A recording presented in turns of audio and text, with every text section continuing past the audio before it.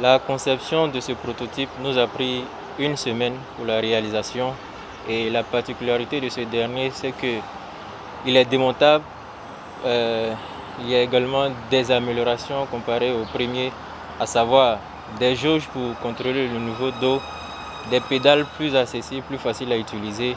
Et comme je l'ai dit au départ, le tout est démontable pour bien sûr faciliter le déplacement de ce dispositif-là. Le monde entier est touché par cette pandémie de coronavirus. Notre Fab Lab, à travers de grands étudiants, n'ont pas voulu rester en marge et ont décidé d'apporter leur contribution en matérialisant un dispositif qui permettra aux populations de pouvoir avoir plus d'hygiène et de pouvoir aussi éviter cette maladie-là. C'est un dispositif qui est très souple, il est démontable aussi et puis les populations peuvent l'utiliser vraiment sans difficulté aucune. Nous sommes très heureux de venir inaugurer le deuxième prototype, le deuxième modèle, n'est-ce pas, du système de lavage de mains produit par notre Fab Lab. Nous nous réjouissons du fait que face à la pandémie du coronavirus, nos étudiants, nos enseignants aient eu l'idée d'en faire un sujet d'étude, de telle sorte que ce soit à travers nos étudiants qui ont des talents en couture au niveau du Fab Lab, qui ont pu concevoir des masques très tôt, j'en porte même un, que ce soit aussi ceux qui ont des compétences en artisanat, etc., qui aient conçu un système simple, n'est-ce pas, dans son exploitation, mais assez efficace, n'est-ce pas, pour aider les communautés dans la mesure barrière qui consiste à laver complètement sa main. Il y a de cela quelques semaines, on avait inauguré le premier prototype. Et là, nous sommes au deuxième prototype qui apporte des améliorations notables en termes d'exploitation.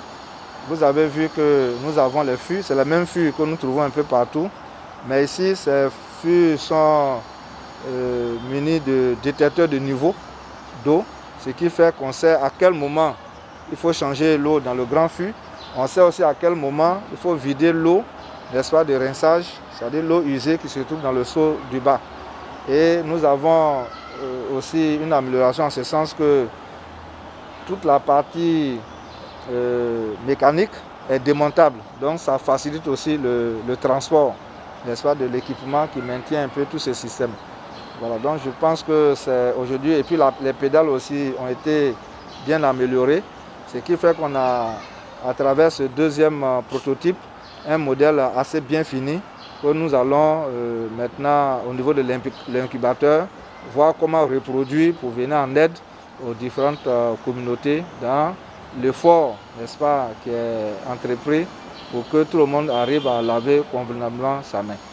Donc c'est vraiment une fierté pour nous de voir que nos étudiants ont beaucoup de talents et que ces talents sont utilisés aussi dans un cadre pédagogique à travers le laboratoire Fab Lab que nous avons et aussi au niveau de l'incubateur. Donc le travail continue. Nous avons aujourd'hui une maîtrise dans la fabrication des masques. Nous avons même formé pas mal de personnes qui aujourd'hui arrivent à fabriquer ces masques alternatifs selon un protocole très précis. Et aujourd'hui, nous venons avec ce système aussi montrer qu'on a de l'expérience dans ce domaine. Donc nous allons également former, n'est-ce pas, d'autres personnes pour que ce type de dispositif puisse être rapidement monté à travers vraiment tout le pays.